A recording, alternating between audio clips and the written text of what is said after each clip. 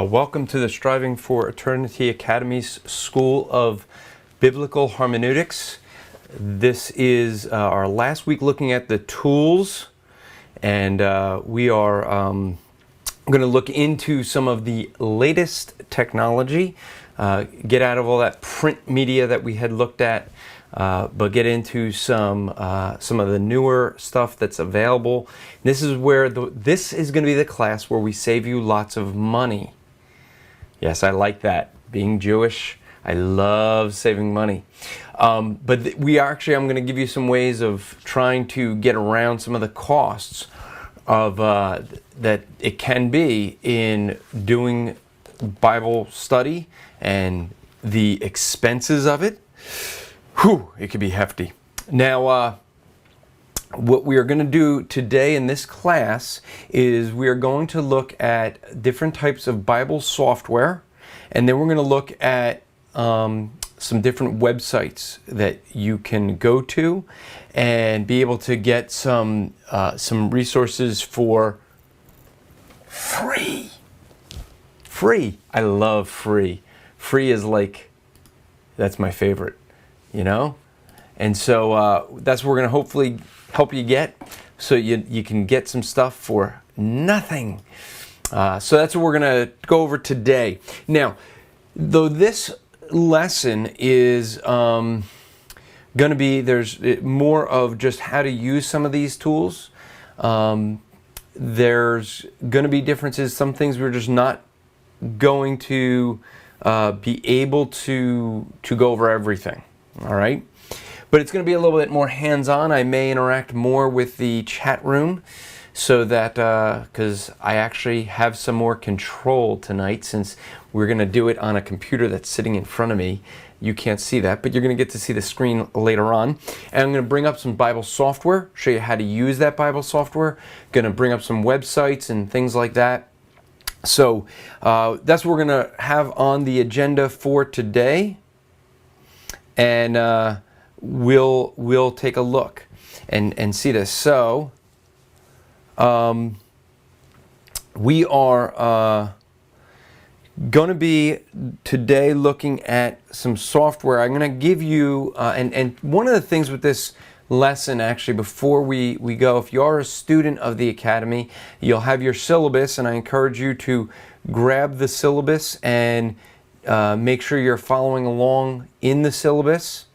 But this lesson is going to be one that we hope to be able to get this stuff onto a student portal on the website, so that you'll be able to see all of this as it grows. Because as we found out even today, some of the websites we're going to give you, well, the way websites are, they sometimes go out of existence, and that's what we had happen with one of the websites that we were looking at.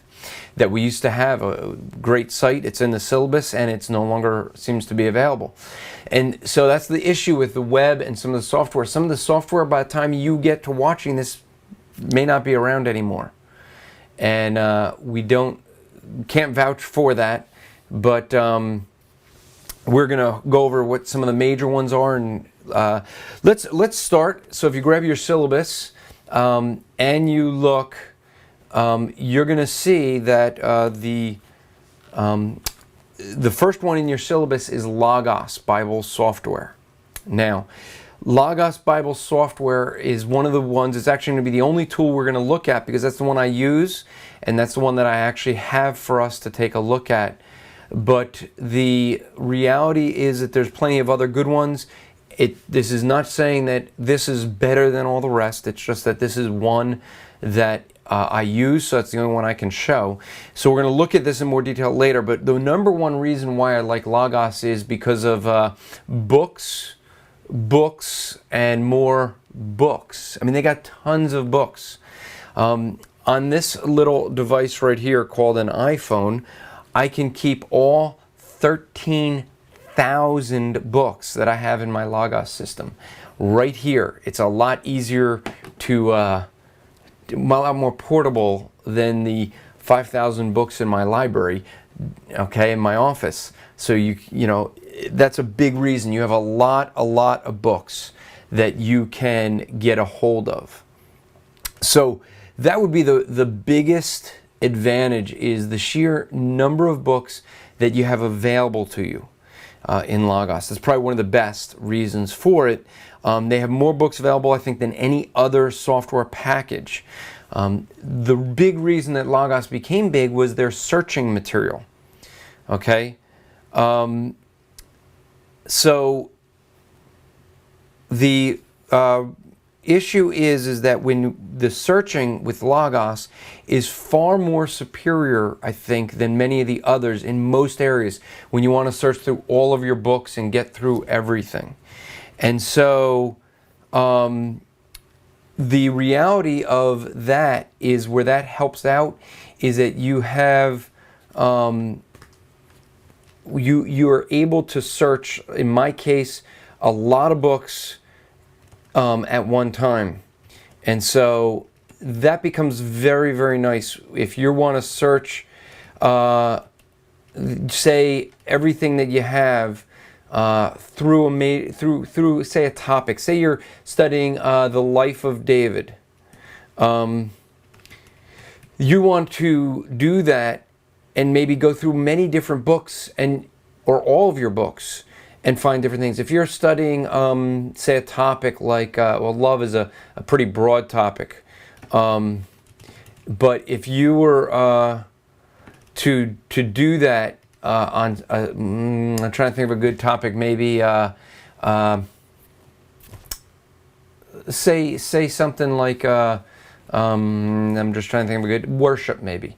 If you want to do a study on worship, you may want to study everything that you have in your library that may cover Bible dictionaries, that may cover things like your trying to think of your encyclopedias, but it could cover commentaries, it could cover books of the Bible, and that's one way of being able to do the searching. So the searching ability that you find in Logos is really worth the price. They've really updated, I'm going to show you this in a little while, but the searching is very good. It allows the user to search through thousands of books very quickly, and you'd have that available. The real benefit to it is it's the integrated tools. The fact that it's all integrated together, so that you can search from one book, you can search another book, they're linked together. Logos provides very good integrated tool set that will help you do some serious research and study. And where that really comes in handy is some of the stuff that you're going to see is that in Logos you're able to just type in a passage that you're going to study, and from that passage it'll organize all the books for you. Or a topic per se, and we're going to do something sort of similar like that. And so now I'm going to show you Logos, so we're going to hold off on that one for a moment. But one of the things that the other tools that is very good is BibleWorks. Now BibleWorks, their strength is in original languages, so this probably won't be for most of you. But if you are looking at something that you really are going to be doing a lot of intense study on original languages, BibleWorks is probably one of the best. I think they're still in existence. I hope they're still in existence. So, but they have, their software is really good. That's their strength. Another one that's really good, where you could get a large number of books very inexpensively, I don't know if they're still in existence, is Ages software. Ages provided an inexpensive books. They were in PDF. So being that they were in Adobe PDF format, it didn't provide, other than a concordance search, you really didn't have a large way of studying them or integrated tools, things like that. And so that made it somewhat difficult. So let us, I'm going to try this. Let's bring this up and see if this is going to work. There we go. That's coming up? All right. If I shift this over, let me just try to shrink this a little. Now, as you see with my window here, maybe I can make this a little wider and you can see more. What you see here is this is how my Logos comes up when I first come up. Now, over here I have my passage or topic guide. What it's actually doing right now is it's going to get my kind of what I think some people call the newspaper. And what this is let me slide this over a little and see if, I'm just going to play with some windows here, see if I can move this in a better format. Here we go. And so what I have here, I'm going to try to make it easier to read. Oh, see, now it's going to search it again. All right. So while it's off searching, so what we have here is a preferred Bible that I can change. I can, here's just some different readings. If I had my, I can set this up to have my devotions right in here, so that my devotional reading would be right here. Now, one of the things you see in this area here, this main area, you see that there's a new version of Logos installed, so I chose to get some information about that. But if you look here, they have their blog site. I can get things like that. But look over in this area and you'll see this right here is just a passage of scripture that comes up. All right. The death in Adam, life of Christ, and this pops up. I have a devotional over here that pops up. If I go to the next page, okay, you'll see that what they do is, here is an excerpt of Save Souls for Christ. All right. And here's an excerpt from another tool. And what this is actually doing is, you're seeing an excerpt on adoption.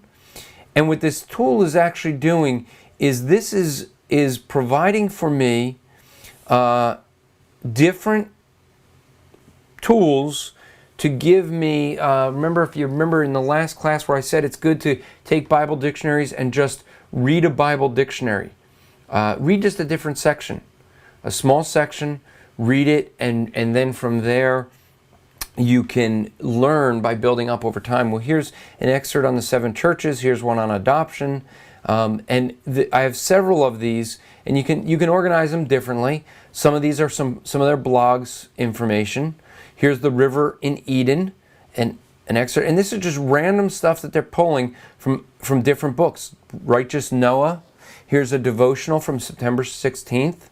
So what you're seeing here in this right off the bat is just from this home view is different things that I can look at, and I can organize it differently. You can customize that to see what you want to see, so that you'd be able to just have some random stuff to study. Now, one of the things they have is these layouts. So let me take a look at this layout here. I'll bring this up. This is actually this layout here that we have is what I've been using to study when I study for the oh, it shrunk it. Okay, so it might be hard to read. You don't have to read the text, but what you see here is this is the Gospel of John, chapter 17. I'm going through a book on the claims of the deity of Christ through the Gospels. So I've been working my way through the Gospels, and I'm at John 17, so I'm almost through the rest of the Gospels. And so I have that up here to read through.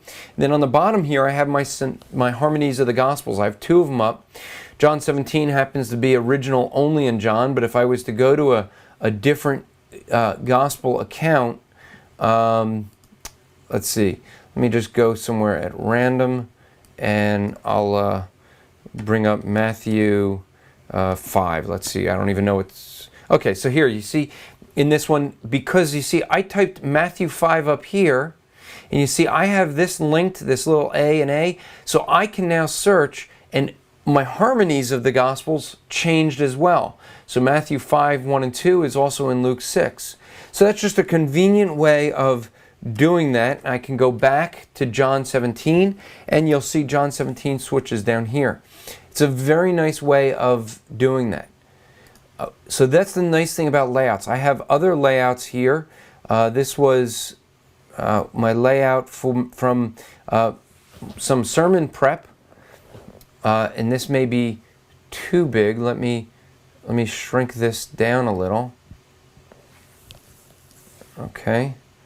But what I have here is I have my passage guide here, which I'll explain what that is in a moment, and an exegetical guide here. I'm going to go over those two in a moment and show you how those work. Then I have my different Bibles up here because I like to study. As you remember, I said, it's good to study the different translations. So I have a bunch of different translations up here.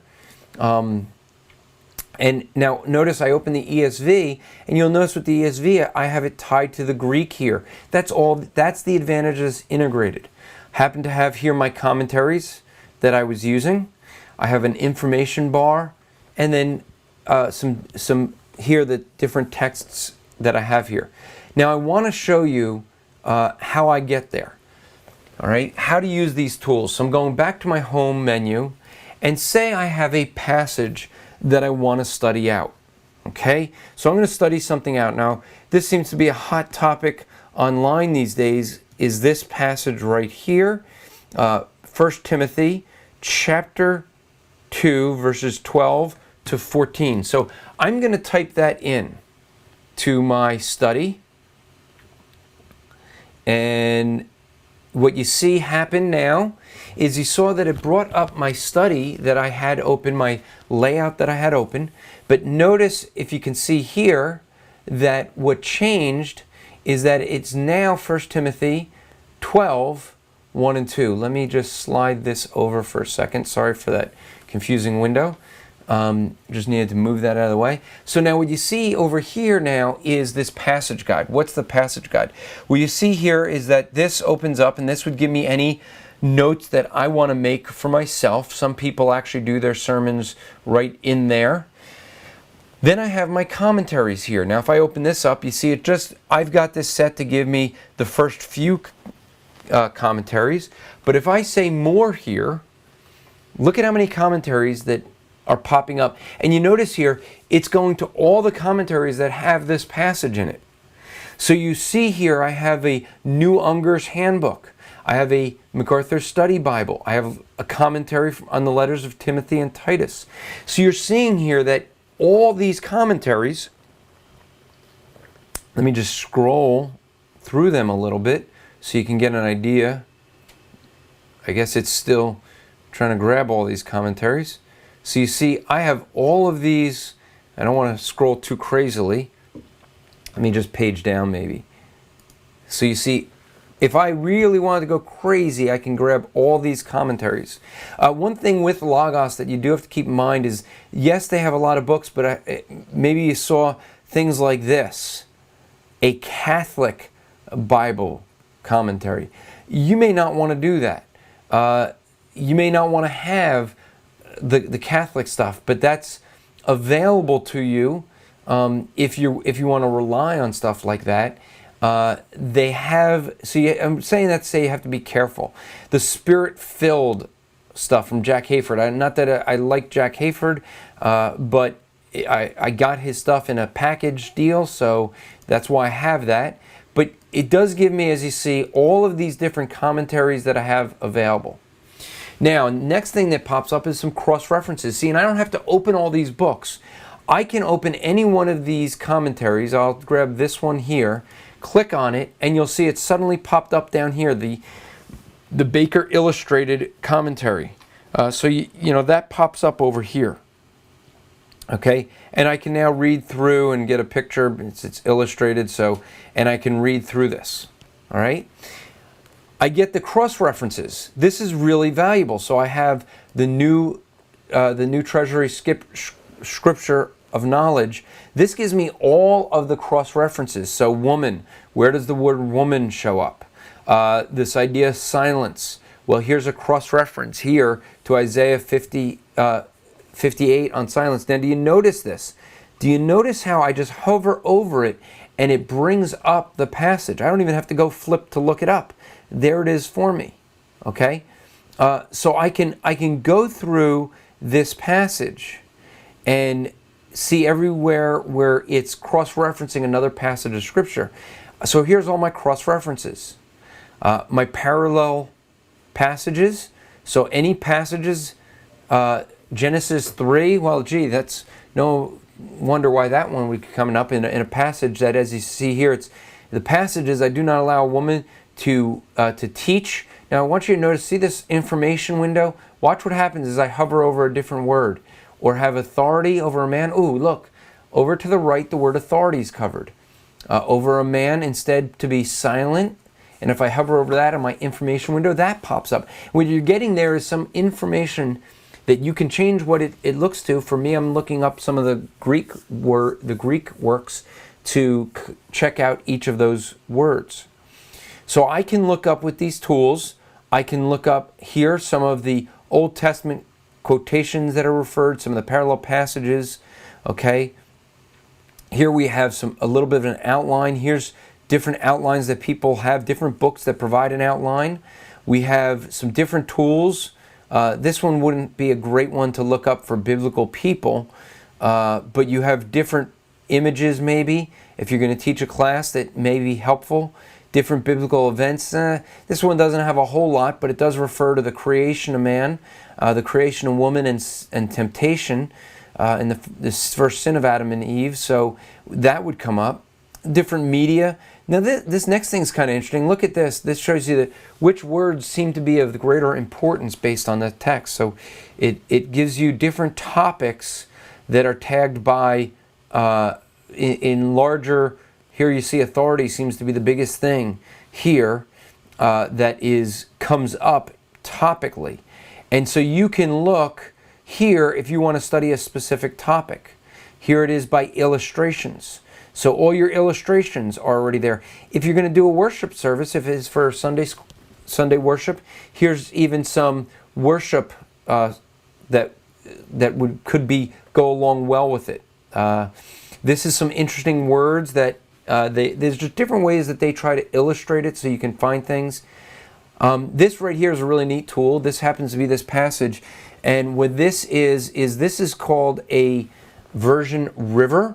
And this shows you the differences. Now, I happen to be working off of my main text here is the Holman Christian Standard Bible. But you see, this is my ESV, my Authorized, my New King James, and my Net Bible. And what you're seeing here is not a lot of difference here. They're pretty similar. This shows you how close they are. So you're seeing that from my central text, they're all equal distance, and you're seeing that within here. If we choose a different text, as we may do later, you'll see some different variations in this chart. Now here is, they tie it to different things like sermon audio.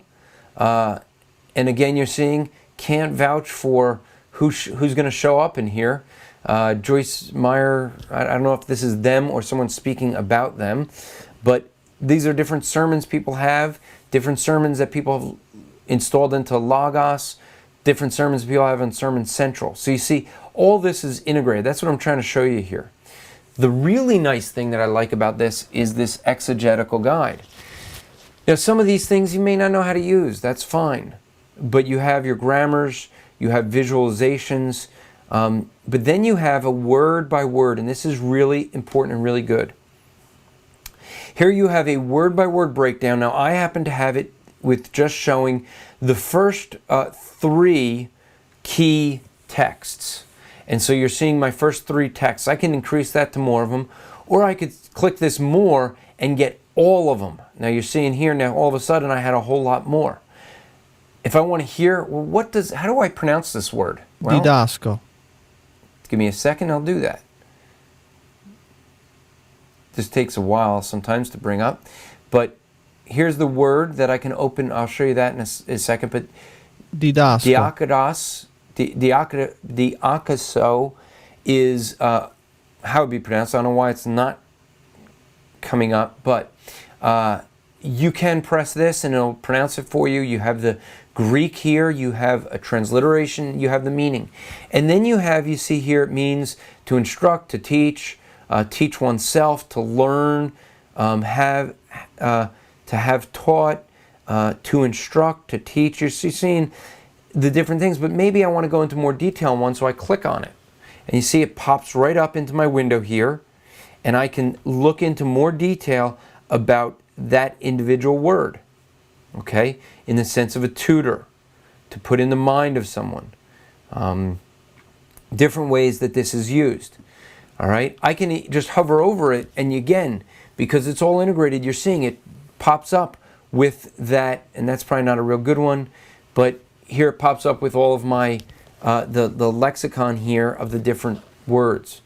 All right, so you're seeing that you can very quickly find out more about word by word.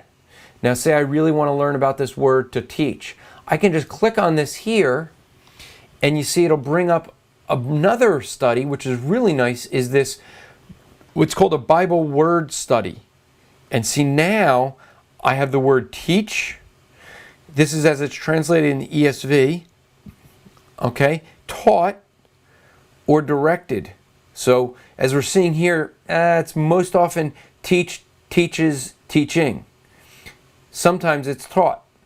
And now you see as I hover over that, you're seeing the individual Greek, if I was to look at the Greek, or on this side for teach.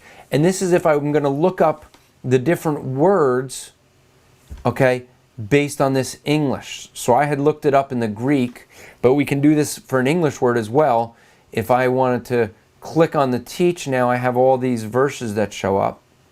Okay, if I click on this word teach, you see it's now going to give me the word teach in English. And now I'm going to have the Hebrew, all the different Hebrew words translated for teach, and here's all the Greek words. And I'm going to have the different searches that I can do. I have my different results here for that word. Okay, I'm going to go back to the Greek one. I want to show you one other thing here is you have the number of times it shows up. Let me close that. So again, if I open this, it taught is 24 out of 97 times. If you look at this 97 here, you see a 97 there as well. Now what this provides, you see how I cover over this and it shows me the different books. It'll show me, for example, Colossians is a relatively small book, yet you see that this line goes all the way up to the top.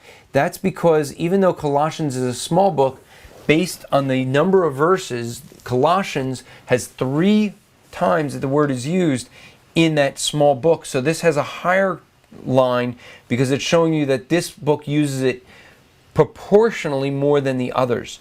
But if you want to see which books are using it, you can just hover over and you can see which books, 1 John 3 has 3. We look at 1 Timothy and it has 3.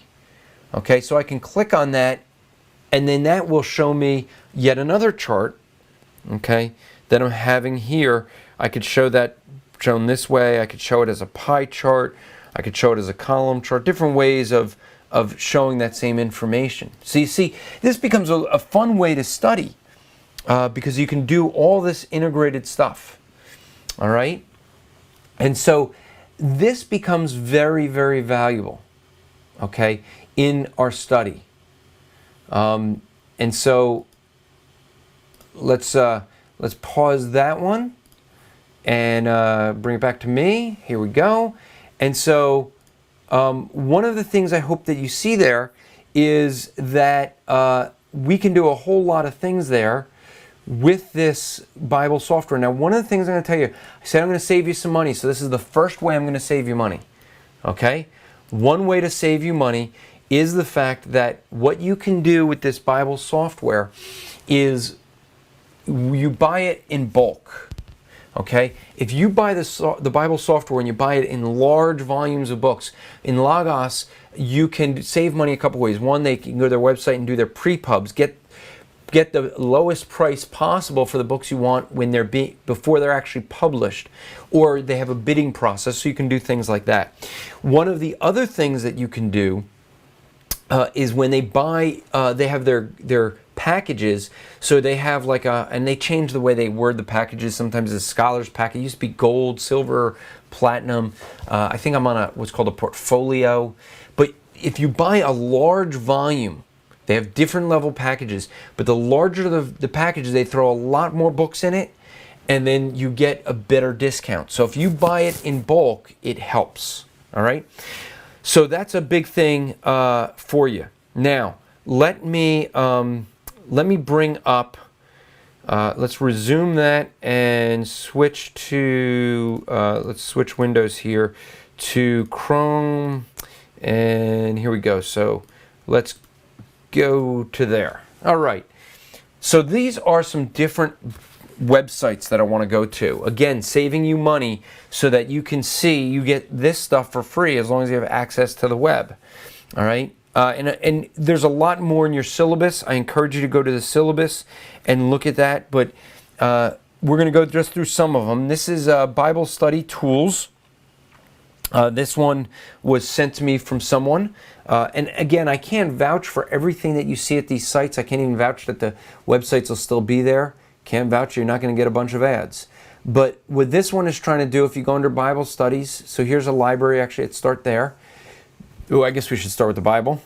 Here you can, I'm not going to sign up for their free newsletter, but you can get, you could browse the Bible, okay, bring your Bible up. You have here your library, so you see here under library you have concordances, okay, so you have your different concordances.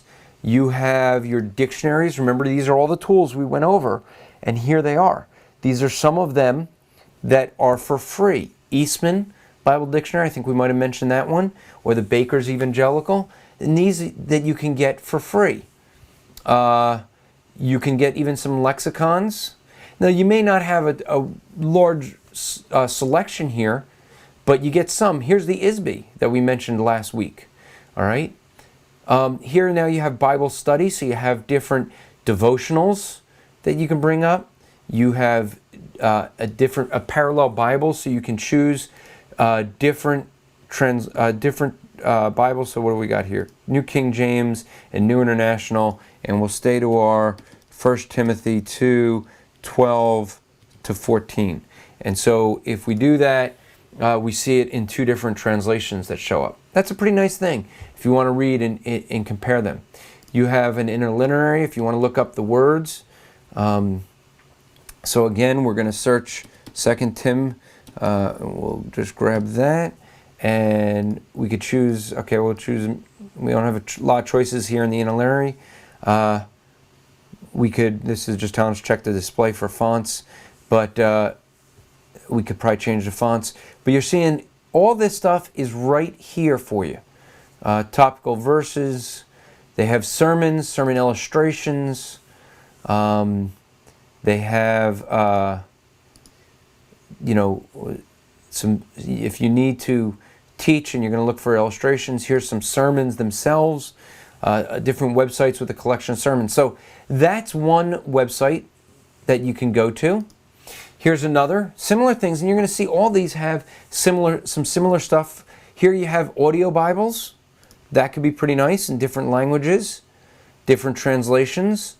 So you can get maybe different people. Let's see.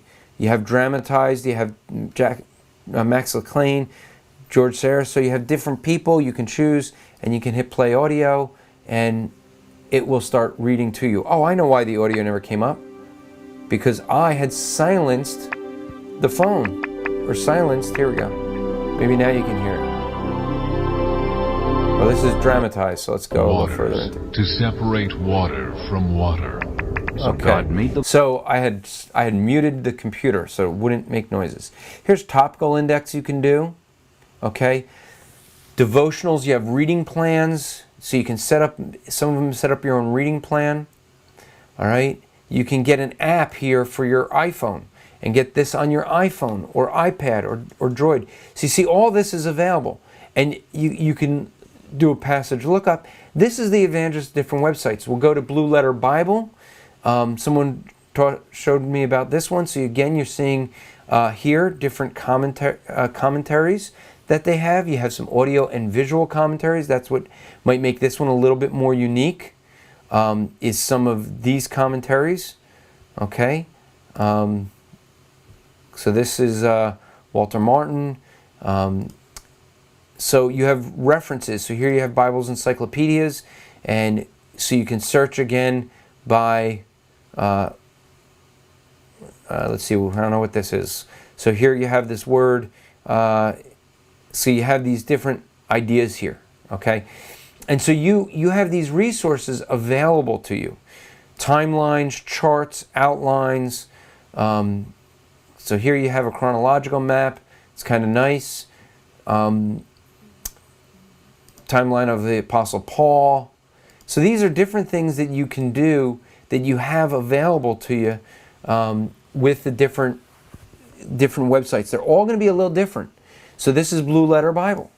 And I encourage you to go to each of them. If you have your syllabus, you have a list of them. Not all of them, and we're going to try to get them all on the website.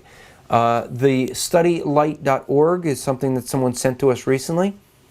So they have some original language tools. They have some Bible study tools, commentaries, and you're noticing some similarities with all of them. These are really helpful for people who live in areas where they don't have some of this available. This is something someone else sent us, Bible Hub.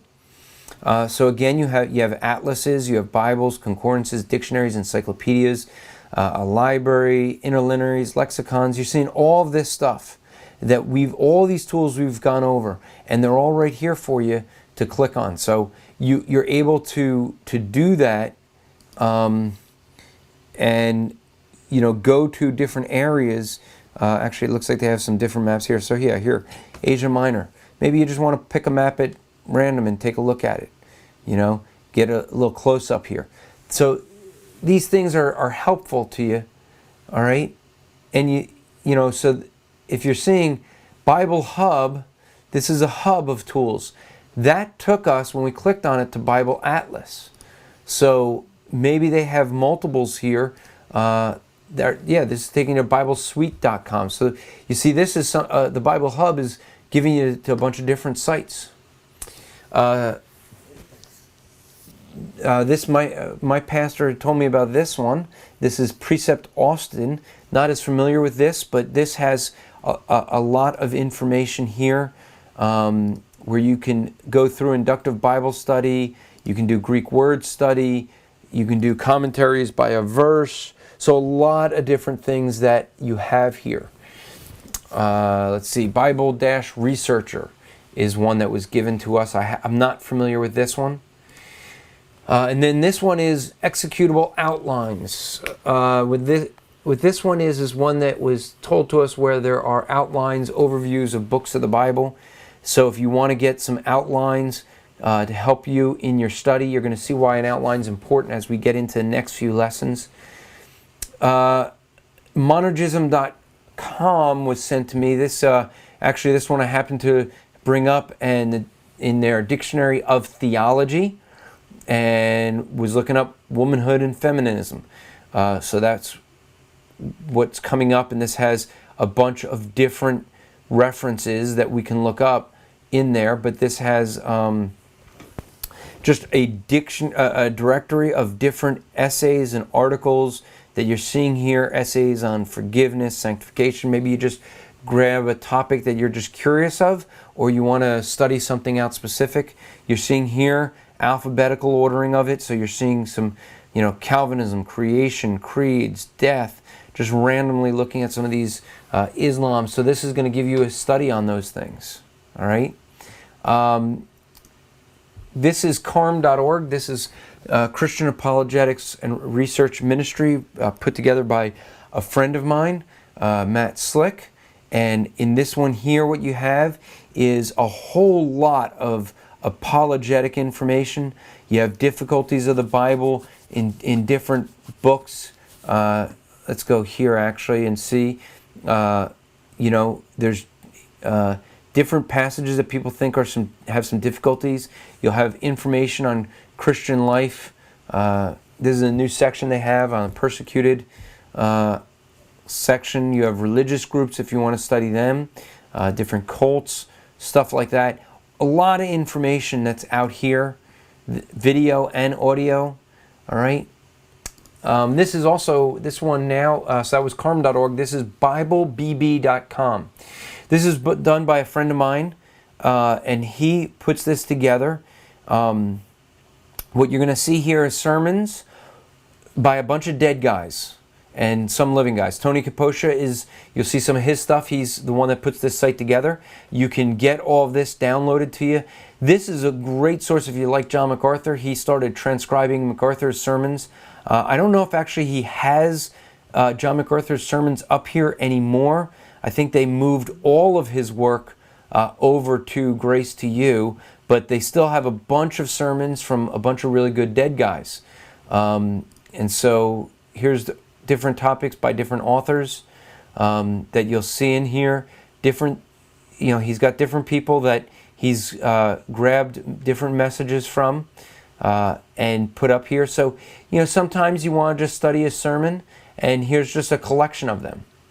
All right. Another place to go if you want sermons is sermoncentral.com. Here you get a whole bunch of sermons that you can look at, and from here you're able to see all the resources. You can see sermons, you can see illustrations, you can get videos, PowerPoints, whatever you want. But that's the advantage of having some of this Bible software.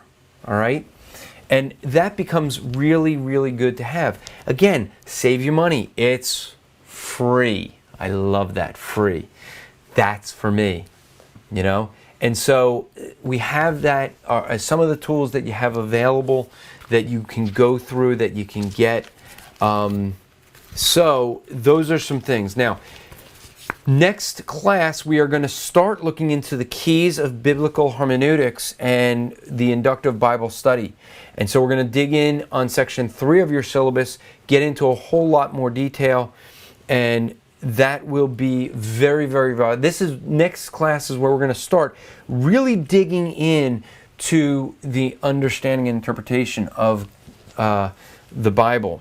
Now that we're done with all the tools, and now that we've gotten you at the end, we're showing you how to use all these different tools and where you can get them, whether through computer software for some kind of big bucks, but you can even saves a whole lot on buying all the print stuff, or you can get it online and kind of pick and choose what's there for free.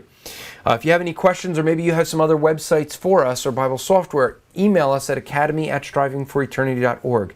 academy@strivingforeternity.org, and we'll check that out and hopefully compile a list and add all of those in. Now, with that, next week, I hope to be here next week.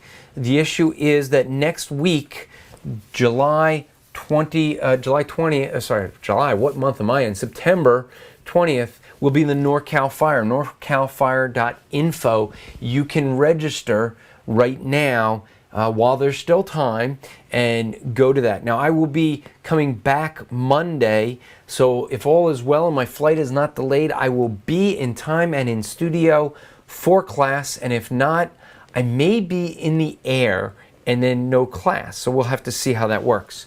So I encourage you to sign up for the norcalfire.info to get the information on that. That'll be Matt Slick, Tony Miano, myself speaking on the importance of Christianity, importance of getting Christianity right. So that'll be very valuable to you. Now, with that, I want to bring out a brother of encouragement for you. This brother of encouragement is one that was very, very active in the NorCal Fire, and that is Dan Bolwin. Now, I put you there. You get his Facebook page. That's how I like that picture of him that I grabbed off his Facebook, because if you look in the lower left, you see what he's got in it. Well, on his right, his coffee cup. That's basically how you always see Dan.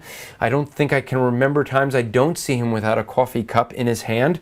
But Dan is a good brother. He does all the legwork for the NorCal Fire. He got us the host church. He gets the volunteers. He works with all of them to get everything together. He does a tremendous job helping us out, putting a lot of the organizational efforts to be able to host a conference like that. If you're in your area, maybe you can help us get into your area, but Dan is the guy in Northern California, San Jose area, that helps us out. So, Dan is a man who, hey, wait, that rhymed. Dan is the man. I said Dan is a man, but that's true. Dan is a man who has a heart for the Lord. He goes out evangelizing with his team, the NorCal Seed Sowers, regularly. Has a real heart for the gospel and for people. He is, I think he's the head of Project Ezra. Project Ezra is a group that goes out and reads the Bible in the open air. And so they get out there and they just read the Bible. And so this is a neat project to be part of. So what you see there is something where people can get up and in the open air and just read God's Word. It's really a good place to start if you want to start open air preaching. So I encourage you to encourage Dan this week. He can use your encouragement especially this week, but he can use it every week. So you can just keep trying to encourage the people that we ask you to encourage. We want to build within each of us a heart of encouragement for others. Maybe it's just because I'm really bad at encouraging and I need the constant reminders myself. And so maybe this is just me doing something that's helpful for me and you're all going along for the ride. Maybe, but I do hope that it's encouraging to you. So, but next week we will cover the topic of the keys to biblical hermeneutics. We're going to look at things like context. We're going to start digging into how to interpret God's Word. And I really hope that you come out. That's going to be a great lesson, an enjoyable lesson. And we look forward to seeing you next week. And remember to strive to make today an eternal day for the glory of God.